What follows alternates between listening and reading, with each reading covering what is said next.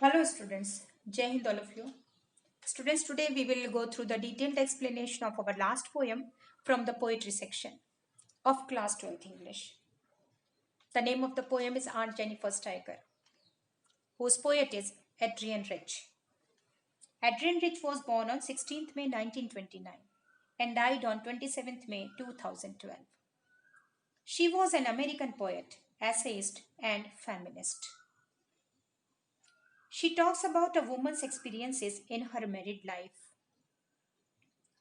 In this poem, she has tried to explore the inner feelings of a woman who is living under the dominance of man. This poem is one of most widely read and influenced other poets of second half of the 20th century. Here I have given you the details about the poet. Let us come to the brief summary of the poem. In the poem, the poet Adrian Rich is talking about a lady. एक औरत की बात कर रहे हैं जिनको उन्होंने address किया है, किस नाम से? आंट जेनिफर के नाम से एड्रेस किया है। वो पोएट जो है वो ये बताना चाहते हैं कि एक जो मैरिड लाइफ है उसमें कितनी रुकावटें हैं, औरत कितनी डरी हुई रहती है, जिस वजह से जो आंट जेनिफर है वो एक एम्ब्रॉयडरी बना रही हैं, वो एक कुछ एम्ब्रॉयडर कर रही हैं, कोई टेबल क्लॉथ तैयार कर रही हैं जिस पर वो टाइगर शो कर रही हैं। वो टाइगर्स कैसे दिखाए हैं? फियरलेस दिखाए हैं, बहादुर बताए हैं, चमकदार, बहादुर और जंप करते हुए, आजादी के साथ, फ्रीडम के साथ जंप कर रहे हैं। कहां पर? जंगल में। तो आंट जेनिफर जो है वो एक एम्ब्रॉयडरी तैयार करें, she is embroidering a piece of cloth, जिसमें उन्होंने क्या शो किया है? टाइगर्स को शो किया है। और वो टाइगर्स कैसे हैं? फियरलेस है, और फियरलेस के साथ साथ वो जंप भी कर रहे हैं, शाइनिंग है, चमक रहे हैं। किसकी तरह? येलो कलर दिखाया गया है, टोपाज नाम से एक वर्ड आया है, a word comes in the poem, topaz. Yellow colour की तरह चमक रहे हैं वो, और बहादुर हैं। लेकिन आंट जेनिफर जो एम्ब्रॉयडरी कर रही हैं उसमें उनकी उंगलियां जो है वो फ्लटर कर रही हैं। वो क्यों फ्लटर कर रही हैं? क्योंकि वो डरी हुई हैं, कहीं मेरे हस्बैंड ना आ जाए, वो मुझसे कहेंगे फालतू बैठकर ये काम कर रही हो क्या। तो उन्हें एक डर भी है, कहीं मेरे हस्बैंड ना आ जाए। और उनकी जो आइवरी नीडल है, जो सलाई होती है जिससे वो एम्ब्रॉयडरी कर रही हैं, वो आइवरी नीडल जो है वो बड़ी मुश्किल से पुल कर पा रही है, अप एंड डाउन नहीं कर पा रही है उसको ठीक से। क्यों नहीं कर पा रही है? क्योंकि वो एक बोझ में दबी हुई है, जिंदगी का बोझ जो है उनके, जिंदगी भर काम करती आई हैं। और दूसरी चीज, उनके वो अंकल का जो वेडिंग बैंड है, जो रिंग है, जो उन्होंने पहनी थी, किन्होंने? आंट जेनिफर ने। उस बोझ से वो ऐसी बंध कर रह गई है, उस रिंग से वो ऐसी बंध कर रह गई है कि वो कुछ कर नहीं पाती है, उन्हें आजादी ही नहीं मिल रही है, उनके अंदर एक डर बैठा हुआ है। और वो ये भी कह रही हैं कि जब मैं मरूंगी तब भी ये जो चीज है, कौन सी चीज? ये जो रिंग है, ये मेरे साथ घिरी हुई रहेगी, रिंज्ड रहेगी, जो उन्होंने मुझे पहनाई थी। किन्होंने? उनके हस्बैंड ने पहनाई थी। इसलिए वो कह रही हैं कि ये जो जो टाइगर्स मैं बना रही हूं, कम से कम वो तो ऐसे होंगे जो फियरलेस हैं, प्राउड हैं, अनअफ्रेड हैं, और वो जंप करेंगे, जिंदगी भर जंप करते रहेंगे, वो किसी से डरेंगे नहीं। तो उन्हें देखकर कम से कम इस लेडी के अंदर भी एक हिम्मत तो आएगी। इस तरीके से यहां पर पोएट ने बताया है। Let us come to the detailed explanation of the poem. Aunt Jennifer's tigers friends across a screen. Aunt Jennifer के टाइगर्स हैं, यानी मैंने पहले ही बताया आपको कि the poet is talking about a lady whom she addresses as a Aunt Jennifer. Prance across a screen. Prance यानी जंप कर रहे हैं, उछल कूद कर रहे हैं। किस पर? Across a screen, a piece of cloth. जिस क्लोथ पर वो बना रही हैं टाइगर्स को, वो टाइगर्स क्या कर रहे हैं? वो प्रेंस कर रहे हैं। तो मे बी ये कोई वॉल हैंगिंग भी हो सकता है, टेबल क्लॉथ भी हो सकता है. It could be a tablecloth or a wall hanging. So she is embroidering a tiger. The pattern shows tigers who are moving and jumping around all over the fabric. Screen means fabric.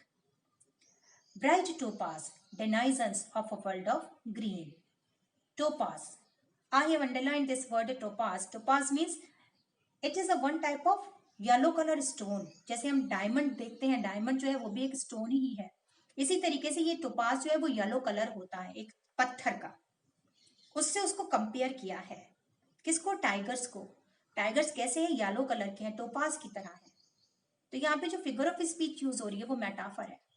Bright topaz डेनाइसेंस, डेनाइसेंस यानी वहीं के रहने वाले बताए हैं. कौन? जो tigers हैं, जो वो उसको एम्ब्रॉयडरी कर रही हैं जिस पर, वो टाइगर्स कैसे हैं? वो येलो कलर के हैं, ब्राइट टोपाज हैं वो, और वहां के रहने वाले हैं, डेनाइजेंस हैं, इनहेबिटेंट्स हैं. कहाँ के? Of a world of green, उस जंगल के. World of green means forest. Inhabitants of the forest. They do not fear, वो डरते नहीं है किसी से. जिन टाइगर्स को वो एम्ब्रॉयडरी कर रही हैं, जिन टाइगर्स पर वो एम्ब्रॉयडरी कर रही हैं, वो किसी से नहीं डरते हैं. दे do not fear the man, और आदमी से वो नहीं डरते हैं. जैसे यहाँ पर कौन डरती है? यहाँ पे आंट जेनिफर डरती है, क्योंकि वो बंधी हुई है. एक जो मैरिड लाइफ है उससे वो बंध गई है. जो आदमी कहेगा वही उन्हें करना है. So they do not fear the man beneath the tree. वो डरते नहीं है टाइगर्स जो वो बना रही है, जो एम्ब्रॉयडरी वो कर रही है, उसके टाइगर्स फियरलेस है, बहादुर है. They pace in sleek chivalric certainty. They pace, pace यानी वो आगे बढ़ रहे हैं. कौन? टाइगर्स जो है जिस पर वो एम्ब्रॉयडरी कर रही हैं, वो टाइगर्स कैसे हैं? वो आगे बढ़ रहे हैं, स्लीक कर रहे हैं, एलिगेंट हैं. कैसे हैं? स्लीक. स्लीक यानी शाइनिंग कर रहे हैं, शाइन कर रहे हैं. The tigers looks elegant, shining and full of the gentleman's grace. उन टाइगर्स में क्या दिख रही है? एक जेंटलमैन्स ग्रेस दिख रहा है उसमें. तो यहाँ पे एक कंट्रास्ट बताया गया है, कंट्रास्ट बिहेवियर दिखाया गया है between the tigers and aunt. चाहे वो टाइगर्स किसके द्वारा बनाए गए हो? आंट जेनिफर के द्वारा बने हैं, जो कैसे हैं? फियरलेस हैं. लेकिन वो खुद कैसी हैं? She herself is afraid of her husband. Aunt Jennifer's fingers fluttering through her wool. तो यहाँ पे जो उनकी जो फिंगर्स हैं, लेडीज की जो फिंगर्स हैं, आंट जेनिफर्स की जो फिंगर्स हैं, आर ट्रेम्बलिंग, कांप रही है, फ्लटर कर रही हैं, with the fear of her husband. Find even the ivory needle hard to pull. So she is pursuing her hobby in her free time. वो अपनी मतलब फ्री टाइम में यही काम करती हैं, उनकी हॉबी है ये. But probably she is still afraid of her husband who could scold her. उन्हें उसको ये डर है लेडी को कि अभी मेरे हस्बैंड आ जाएंगे और मुझे डांटना शुरू कर देंगे कि फालतू काम लेकर बैठ गई हो, तुम सारा दिन बैठी रहती हो, कुछ काम नहीं करती हो. तो इसलिए वो कह रही है कि उसके हाथ जो है वो क्या कर रहे हैं? फ्लटर कर रहे हैं. Her fingers are so tired. Find even the ivory needle hard to pull. यानी it means उसकी fingers जो हैं वो बहुत थक चुकी हैं. किससे थक गई हैं? काम कर कर कर थक गई हैं. जो अभी तक वो जिंदगी भर अब तक जो काम करती चली आई हैं, उससे उनकी जो उंगलियां हैं वो थक चुकी हैं. तो इसलिए जो आइवरी नीडल है, जो सलाई है, वो काम नहीं कर पा रही है ठीक से. The needle is also heavy for her to pull out of the cloth. It has become difficult for her to pull her needle up and down. The massive weight of Uncle's wedding band. The words Uncle's wedding band क्या बता रहा है? The Uncle's wedding band क्या है? It was bought by her husband. ये जो ring है जो शादी में पहनते हैं ये लोग, अंकल्स वेडिंग बैंड यानी बंधी हुई है, वो उस रिंग से बंधी हुई है. उसका जो बोझ है, मासिव वेट जो है, so it is his till today. आज भी वो उन्हीं का है. किनका? उनके हस्बैंड का है. अंकल्स वेडिंग बैंड किसको रेफर कर रहा है? उनके हस्बैंड को कर रहा है, आंट जेनिफर के हस्बैंड को, कि उनके हस्बैंड ने जो उनको रिंग पहनाई थी, उसका बोझ जो है वो बहुत भारी है, जिससे वो आज बंधी हुई है, पूरी जिंदगी भर के लिए बंध गई है. और ये जो रिंग है वो आज भी उन्हीं की है, उन्हीं के इशारे पर चलती है ये रिंग, जैसा वो कहेंगे वैसा ही उसे करना है। The lady is dependent on her husband, sits heavily upon Aunt Jennifer's hand. So she is still burdened by the weight of the ring. Weight means the encirclement or trapping that has fallen upon her by getting married to him. She has been burdened by the obligations of married life and has become the man's property. वो आज क्या है? इंसान की property, आदमी की property है वो आज। तो इसलिए वो कह रही है sits heavily upon Aunt Jennifer's hand. When aunt is dead, her terrified hands will lie. और यहाँ पे जो पोएट है, the poet says that one can easily sense aunt's desire for freedom and fearlessness through her design of tigers. He further says that it is not possible for aunt to achieve this freedom during her lifetime. तो यहाँ पे poet बता रही हैं कि ये possible ही नहीं है आंट के लिए कि वो कुछ ये अचीव कर पाए। क्या अचीव कर पाए? वो फ्रीडम अपनी जिंदगी में। इसलिए वो कह रही है कि जब वो मर जाएंगी, she will attain it only after her death. When aunt is dead, her terrified hands will lie. उनके जो डरे हुए हाथ हैं, कांपते हुए जो हाथ हैं, वो एक जगह पर हो जाएंगे। मर जाएंगी जब वो, तो वो हाथ जो है वो लाई तो करेगा, वो मतलब वहां पे पड़ तो जाएगा। मर जाएंगी जब वो, तो वो जब वो डेथ हो जाएगी उनकी, so probably her audience will, परेशानियां जो है उनकी, audience still ranged with audience she was mastered bye, तब भी वो उनके साथ ही रहेंगी, स्टिल रेंज्ड। जब वो मर जाएंगी ना, वो अपने बारे में कह रही हैं कि जब मैं मर जाऊंगी, आंट जेनिफर डेड हो जाएंगी, तो उनके जो कांपते हुए हाथ हैं वो तब भी बंधे हुए होंगे, रेंज्ड होंगे। रेंज मीन्स एनसर्कल्ड होंगे, ट्रैप्ड होंगे। किससे? ऑर्डियंस से, परेशानियों से। ऑर्डियंस मीन्स परेशानियां, trials. She was mastered bye, जिससे वो बंधी हुई है। किसने बांधा है? उनके हस्बैंड ने उनको बांधा है। इसलिए वो ये बात कह रही है। Her frightened shaking fingers will be put to rest, but still after death the ring shall remain on her hand. That is, her husband's rule over her is not yet over. Here also the irony of her life is that still she will tied up with shackles in the form of her husband's wedding ring. वो अभी भी उन चीजों में बंधी ही रहेंगी। जब वो मर जाएंगी तब भी वो रिंग उनके हाथों से नहीं हटेगी। परेशानियां, वो फ्रीडम उनको नहीं मिलेगी, वो परेशानियों से नहीं हटेंगी।